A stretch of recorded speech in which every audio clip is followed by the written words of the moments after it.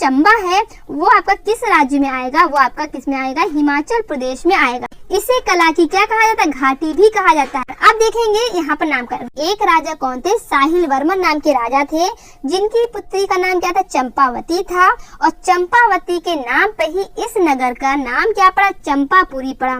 चलिए चित्रकार की बात करते हैं। तो यहाँ पर चित्रकार कौन कौन से हो जाएंगे, मंगलू हो जाएंगे, दुर्गा हो जाएंगे, लहरू हो जाएंगे, निक्का हो जाएंगे, ईश्वर हो जाएंगे, हीरालाल हो जाएंगे, वंशीधर हो जाएंगे, कृष्ण। ठीक है, जो पनिहारी जो चित्र है वो आपका चंबा शैली का एक प्रमुख चित्र है। शैली के महत्वपूर्ण तथ्य देख लेंगे। उदय सिंह के काल में ही चंबा शैली क्या है, चंबा शैली का जन्म होता है।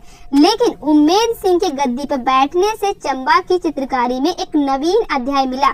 ये बड़ा ही कला प्रेमी शासक था। याद रखना, रंग महल का निर्माण किसने कराया, तो आपको याद रखना उम्मेद सिंह ने करवाया। अब आप क्या करेंगे, रंग महल में भित्ति बनवाने की परंपरा शुरू की गई। ठीक है, ये क्या है, अखंड चंडी महल की चंबा में ही आधारशिला रखी। विश्व में रुमालों के लिए क्या प्रसिद्ध है, तो आपको याद रखना चंबा क्षेत्र यहाँ पर प्रसिद्ध है।